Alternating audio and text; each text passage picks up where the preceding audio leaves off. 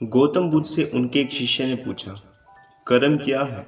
गौतम बुद्ध मुस्कुराए और उन्होंने बताया, कर्म को समझने के लिए मैं तुम्हें एक कहानी सुनाता हूँ। इस कहानी को सुनने के बाद तुम समझ जाओगे कर्म क्या है। गौतम बुद्ध ने कहानी सुनानी शुरू कर दी। एक गांव में एक राजा था। एक बार वह अपने मंत्री के साथ देश का भ्रमण करने निकला। भ्रमण करते समय राजा और मंत्री एक बाजार में पहुंच गए। बाजार में राजा का ध्यान एक दुकानदार पर गया। दुकानदार को देखते ही राजा के मन में अचानक से यह सवाल आया, क्यों न इसे मैं फांसी की सजा दे दूं। यह बात राजा ने मंत्री को बताई और उसकी दुकान से आगे चलते गए। मंत्री चिंतित हो गया।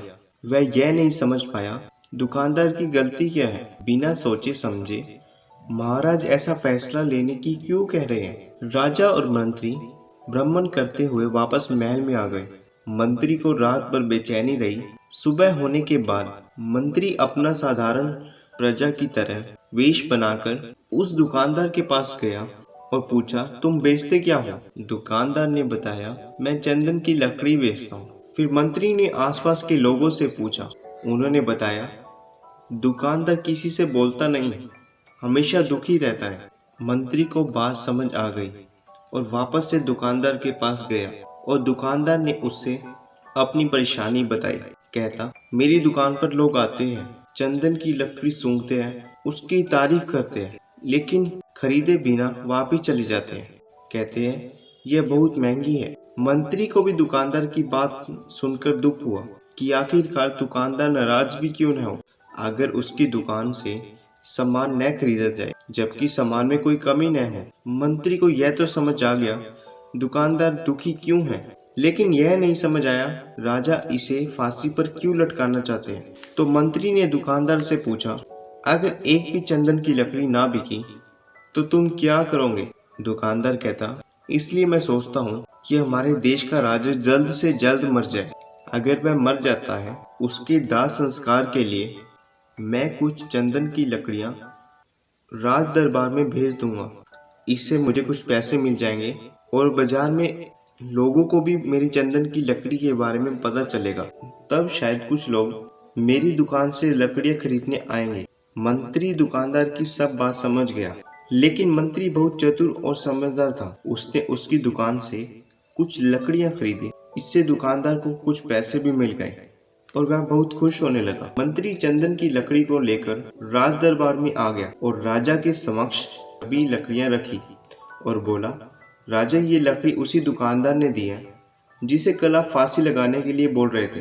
राजा को चंदन की लकड़ी की महक बहुत पसंद आई तो मंत्री को कुछ स्वर्ण मुद्राएं देकर बोले, जाओ यह उस दुकानदार को दे आओ और कहो, आगे से राज दरबार में जब भी चंदन की लकड़ी की जरूरत होगी वह तुम्हारी दुकान से आएगी। मंत्री यह सुनकर खुश हुआ और सोचने लगा, अब तो राजा कभी भी उस दुकानदार को फांसी देने के बारे में सोचेंगे ही नहीं। और राजा सोचने लगा, कल जब मैं उसकी दुकान के पास से गुजरा तो दुकानदार ने सोचा होगा, क्यों न मैं कुछ लकड़ियां राजा को भेंट कर दूं। आज उसने यह कर भी दिया। मैं बेवजह से उसे फांसी देने के बारे में सोच रहा था। और इधर मंत्री ने दुकानदार को स्वर्ण मुद्राएं देते हुए बोला, राजा ने कहा है, आगे से जब भी राज दरबार में चंदन की लकड़ी की जरूरत होगी इसे ली जाएगी। दुकानदार खुश होने लगा। मंत्री ने दुकानदार से कहा, क्यों भाई, तुम तो राजा के बारे में बहुत कुछ बोल रहे थे, जबकि राजा अपनी प्रजा के लिए कितना सोचते हैं। दुकानदार इससे सहमत हुआ और पश्चाताप करने लगा और दुकानदार ने कहा, भगवान करे राजा की उम्र और लंबी हो। और मंत्री वहां से वापस राज दरबार में आ गया। यहीं पर गौतम बुद्ध ने अपने शिष्यों से पूछा, कर्म क्या है, तुम बताओ। किसी शिष्य ने कहा, कर्म बोले हुए शब्द है। किसी ने कहा, कर्म वाणी है। और किसी ने कहा, कर्म भावना है। महात्मा बुद्ध ने कहा, हमारे विचार ही हमारे कर्म है। हम जैसे विचार करेंगे वैसे ही हमारे कर्म होंगे। इन्हीं विचारों के द्वारा किए गए कर्म सुख दुख के लिए उत्तरदायित्व होते हैं। अर्थात हमारे विचार ही गलत है तो हमारे द्वारा किए गए कर्म भी गलत होंगे और उनका परिणाम भी गलत होगा, जिनके परिणाम स्वरूप हम दुखी रहेंगे। अगर हमारे विचार सही रहेंगे तो हमारे कर्म सही होंगे और जब कर्म सही होंगे हम जिंदगी में ही रहेंगे। असल में कर्म का परिणाम ही भाग्य है। हमें कैसे कर्म करने हैं ये पूरी तरह से हमारे हाथ में होता है। कोई अच्छा कर्म करते चला जाता है तो उसका भाग्य भी अच्छा होता चला जाता है। जैसे दो व्यक्ति हैं जिसमें से एक समाज में दूसरों की मदद करता है और दूसरा चोरी करता है, नशा करता है। आखिर में पहले वाले की समाज में अलग पहचान होती है और दूसरे वाला अपने कर्मों की वजह से बहुत खराब जीवन जीता है।